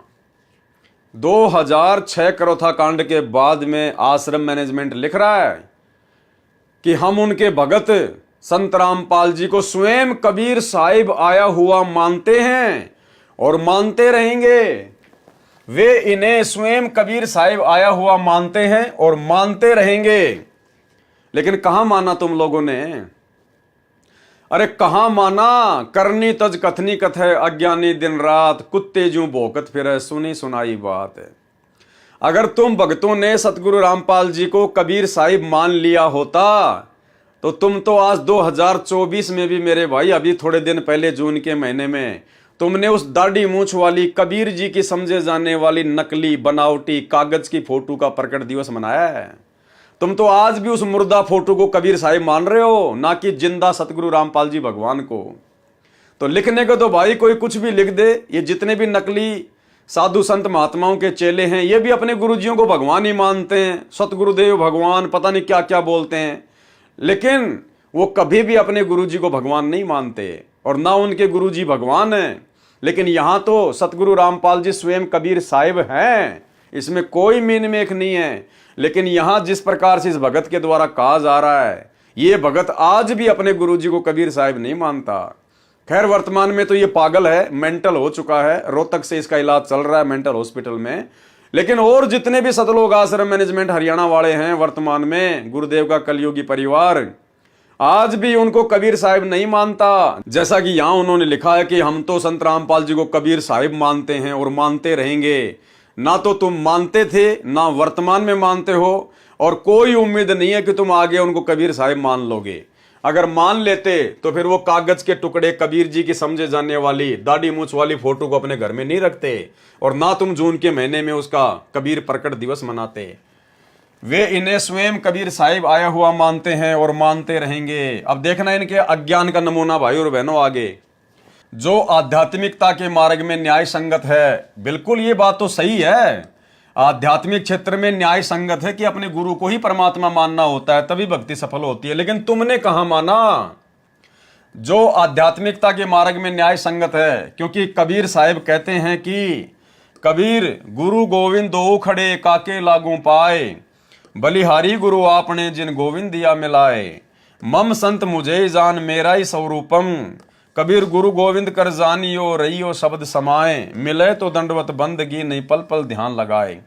अब देखो भाई और बहनों, कितनी बड़ी गलती, कितनी बड़ी बेवकूफी की है। परमात्मा की वाणियों का हवाला दे रहे हैं और अर्थ क्या कर रहे हैं? अर्थ का अनर्थ कर रहे हैं।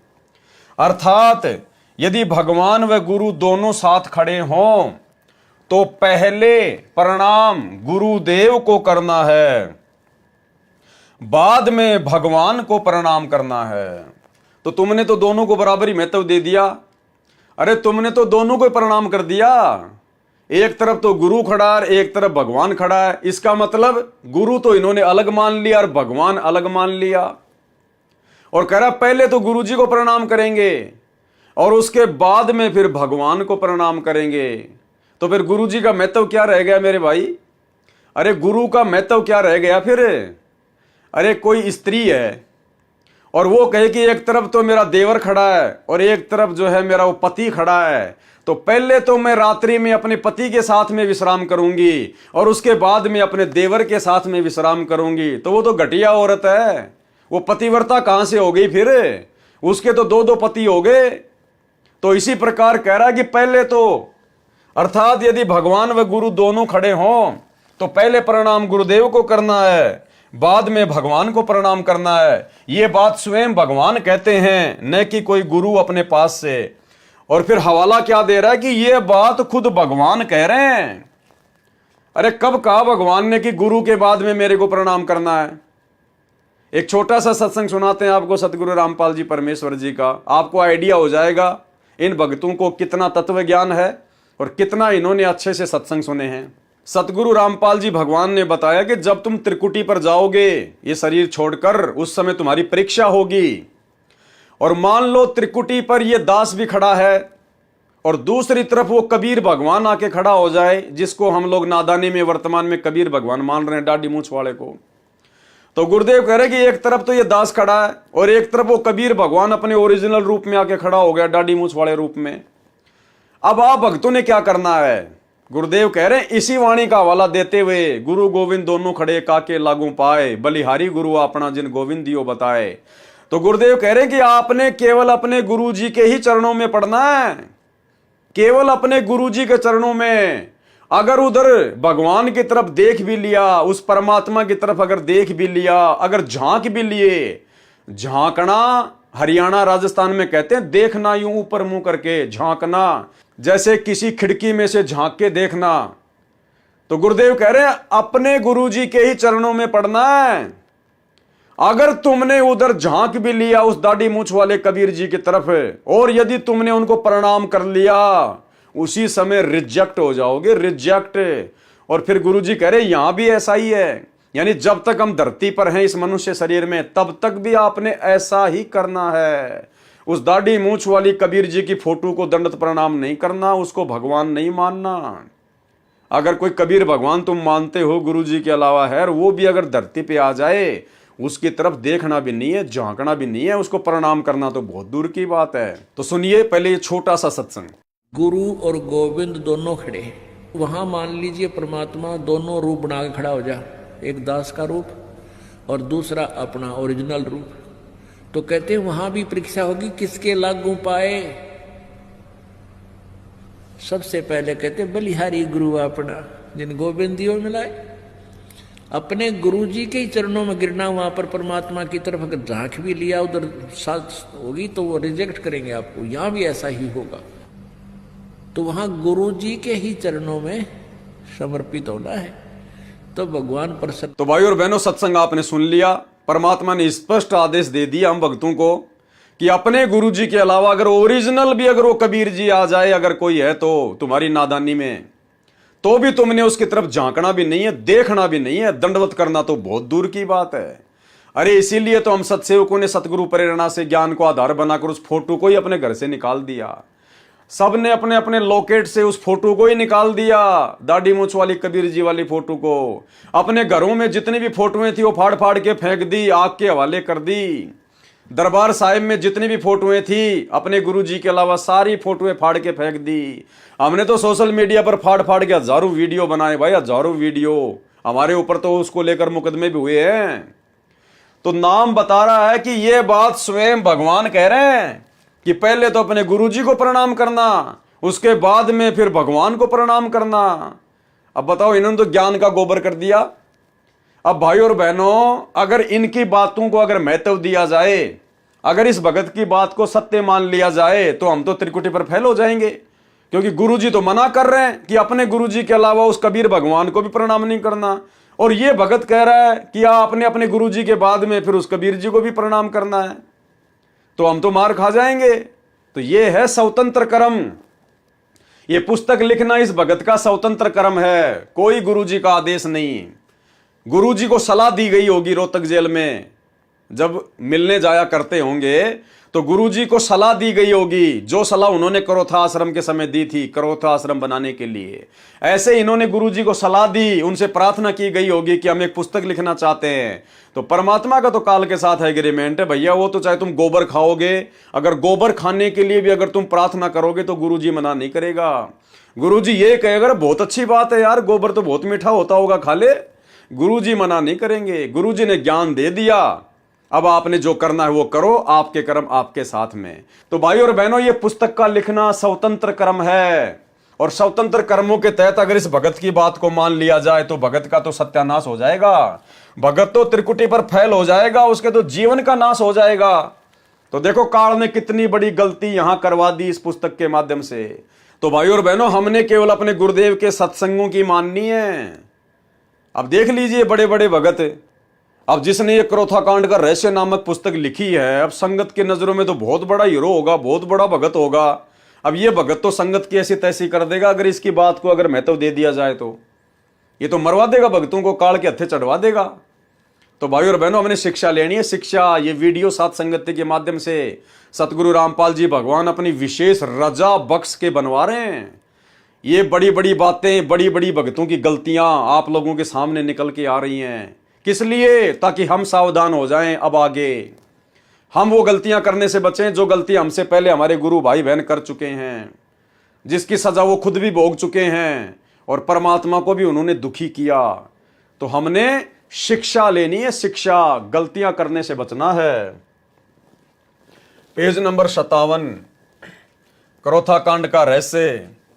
बंदी छोड़ भक्ति मुक्ति ट्रस्ट व इससे जुड़े लाखों श्रद्धालु सच्चाई को दबाने के लिए ईर्ष्यावश रचे गए इस गंभीर षड्यंत्र की घोर निंदा करते हैं तथा दोषी व्यक्तियों के खिलाफ सभी प्रकार की कानूनी कार्रवाई करवाने तथा क्रोथा कांड की सीबीआई जांच से जांच करवाने का संकल्प करते हैं।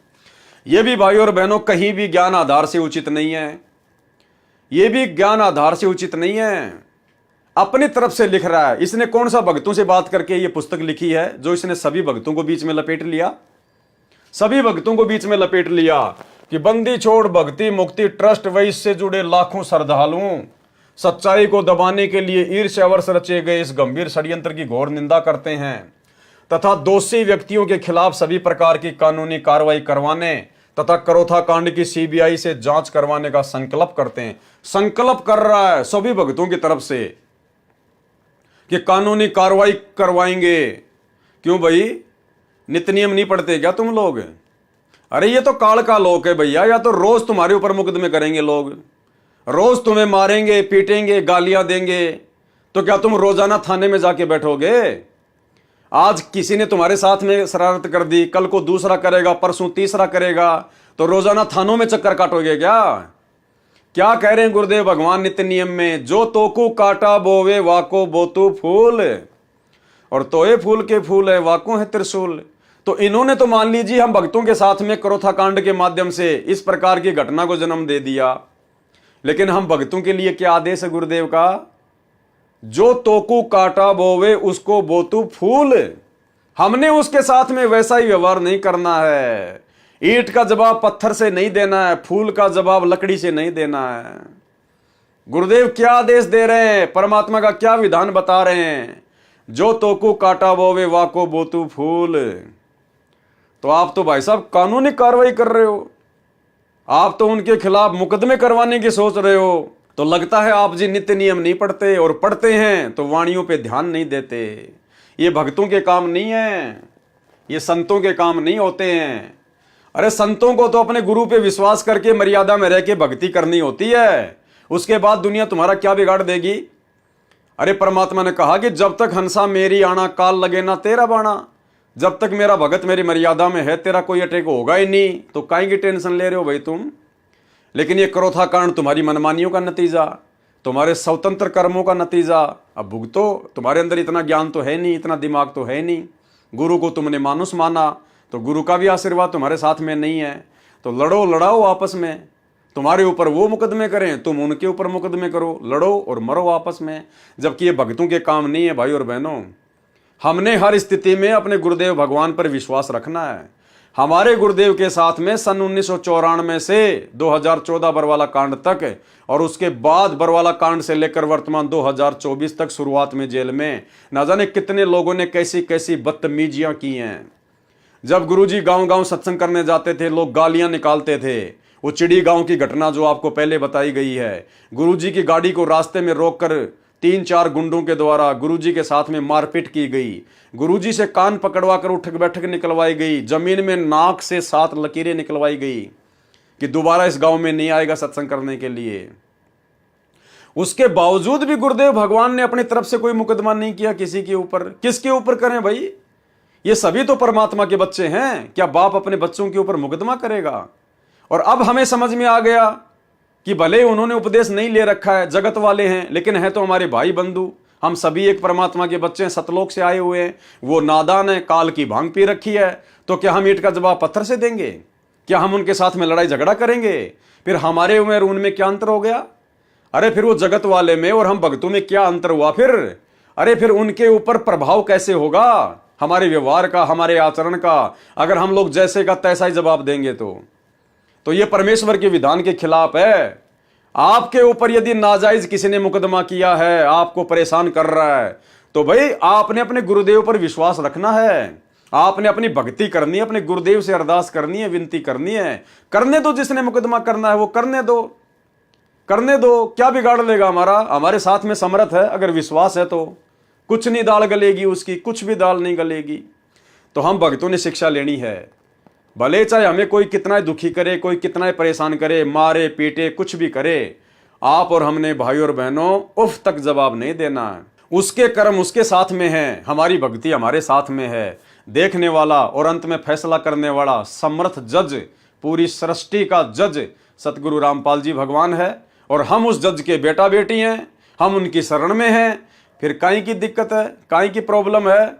तो भाई और बहनों, हमने ये गलतियां नहीं करनी है भूल कर भी। अगर आपने ये गलती कर दी, उल्टा मुकदमा कर दिया कोर्ट कचहरी में, तो भाई और बहनों ध्यान रखना, उसी समय आपकी मर्यादा टूटेगी और आपका भक्ति में बिल्कुल भी मन नहीं लगेगा। फिर आप भी उसके साथ में कचहरियों में चक्कर काटते रहना, वकीलों को फीस के नाम पे पैसे देते रहना, लुटते रहना, अपना समय बर्बाद करते रहना।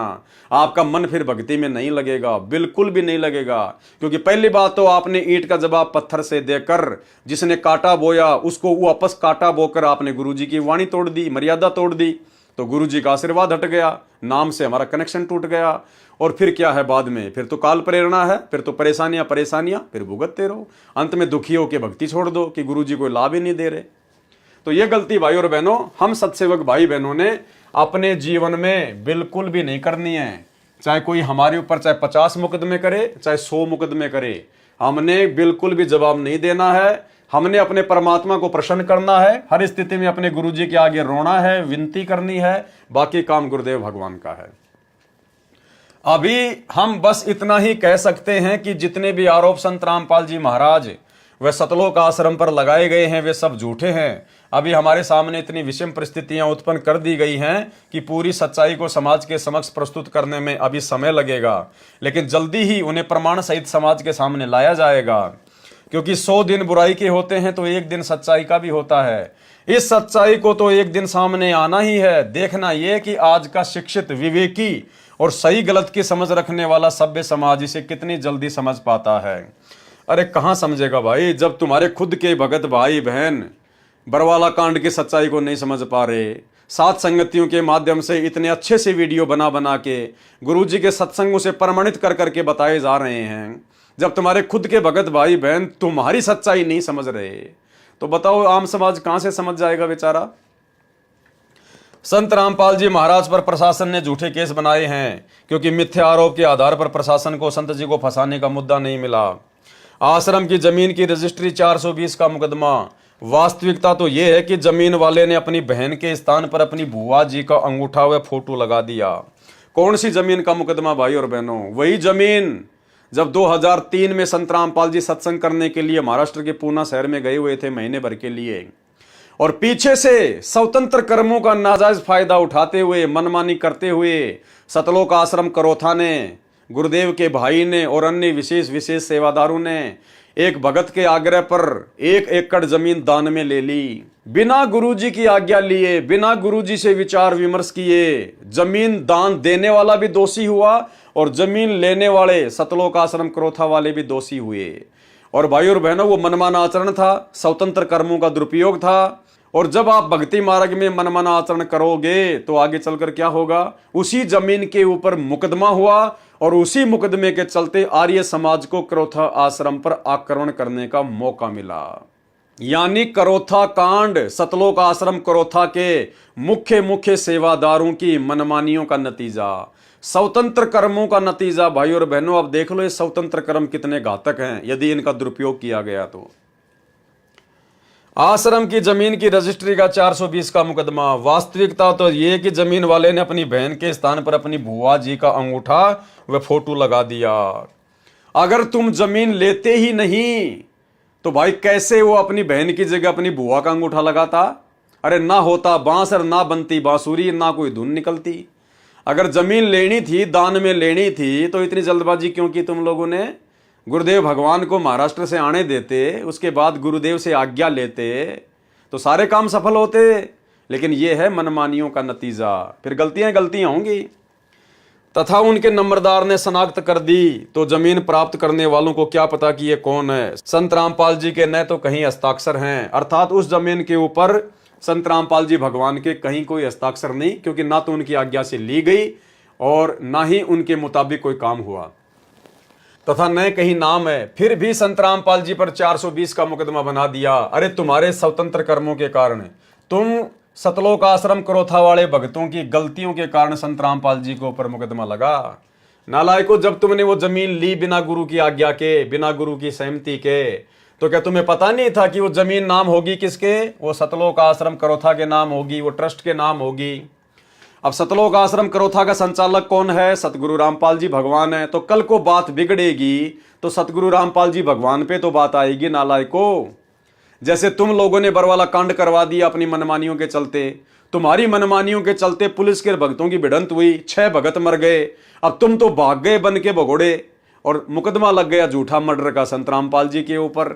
तो इस प्रकार ये भक्तों की मनमानियों का नतीजा था, जो आगे चलकर 420 का मुकदमा उसी जमीन को लेकर, जो जमीन संत रामपाल जी की आज्ञा के विरुद्ध इन भक्तों ने मनमानियां करते हुए ली थी, गुरु को मानुष मानकर, उस जमीन का मुकदमा भी संत रामपाल जी पर बना दिया गया।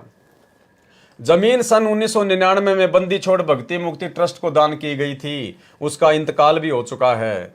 छुडानी आश्रम में मारपीट में भी संत रामपाल जी व गनमैन विजेंद्र जी का नाम जोड़ दिया गया। जबकि मारपीट करने गया था सतलोक आश्रम क्रोथा मुख्य सेवादार, उसी समय जब गुरुजी महाराष्ट्र के पूना में सत्संग करने गए हुए थे, तो पीछे से गाड़ी भरकर ये मुख्य सेवादार छुडानी धाम के महंत के साथ में मारपीट करके आए थे। तो वो मुकदमा भी फिर संत रामपाल जी पे ही लगना था। तो अपने ही भक्तों की नादानियों का खामियाजा संत रामपाल जी भगवान ने वर्षों तक भुगता है, वर्षों तक। तो भाइयों और बहनों, अब परमेश्वर ने हमें इस स्तर का ज्ञान दे दिया है, इतना ज्ञान दे दिया है कि भाइयों और बहनों, अब हमने साथ संगति से जुड़कर इन सभी भाई बहनों की गलतियों से शिक्षा लेते हुए, और हमारे गुरुदेव भगवान कितने दुखी और कितने परेशान अपने ही भक्तों की नादानियों से हो चुके हैं, आने वाले समय में कम से कम हम भगत भाई बहन इस प्रकार की गलतियां करने से बचें।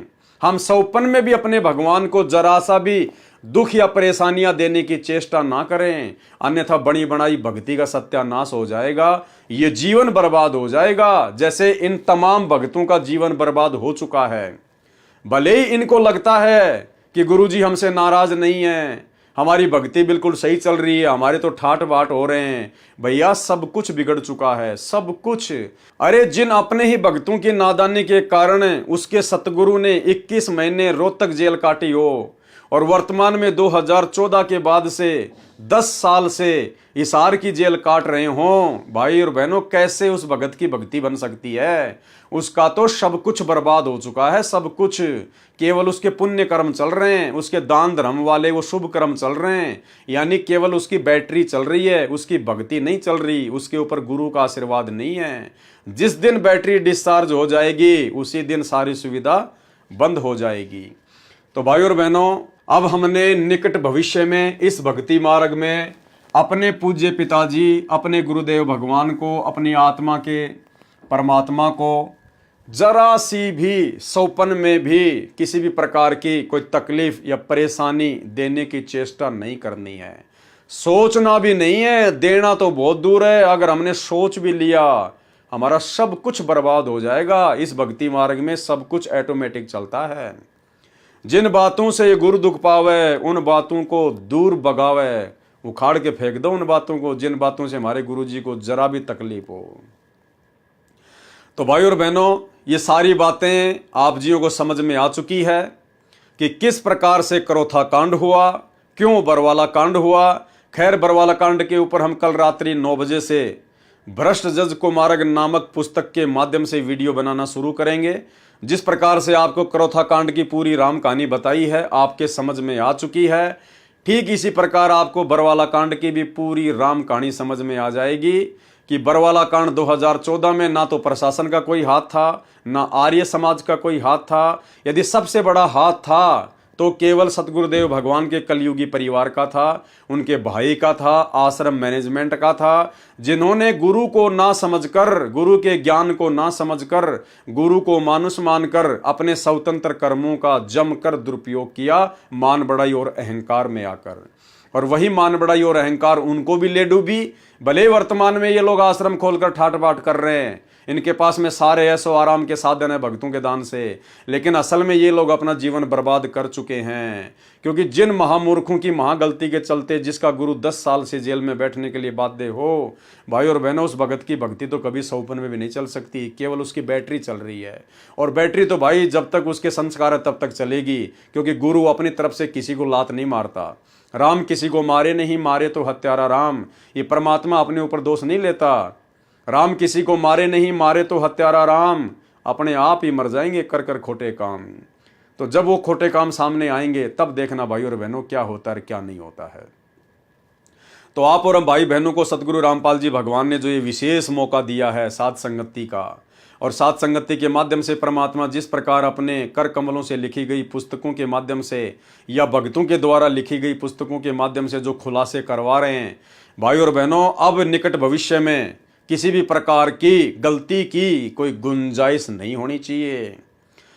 अब भी यदि हमने कोई गलती कर डाली, कोई मनमानी कर डाली भक्ति मार्ग में, इतना सब कुछ पता होने के बाद भाई और बहनों, हम जिंदगी में माफ नहीं किए जाएंगे। जिंदगी में बनी बनाई भक्ति का सत्यानाश कर डालेंगे।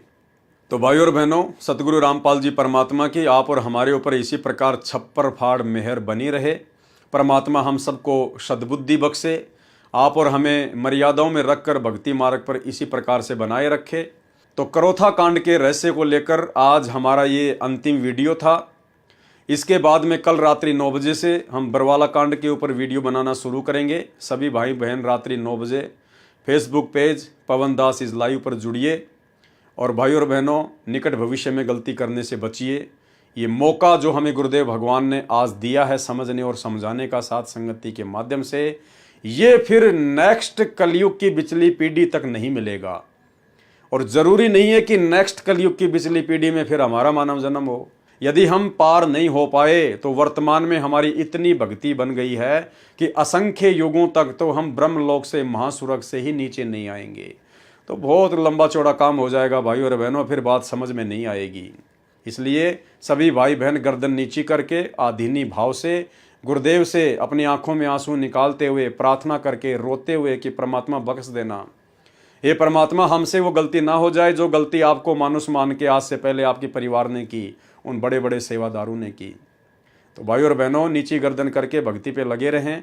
इसी में हमारा भला है, इसी में हमारा फायदा है, बाकी हर जगह काली काल है। तो करोथा कांड के रहस्य को लेकर आज की वीडियो में केवल इतना ही। कल रात्रि 9 बजे सभी भाई बहन लाइव जुड़िए बरवाला कांड के ऊपर बनने वाले वीडियो में। तब तक सतगुरुदेव भगवान हमें आशीर्वाद दें, इजाज़त दें। बंदी छोड़ सतगुरु रामपाल जी भगवान की जय हो।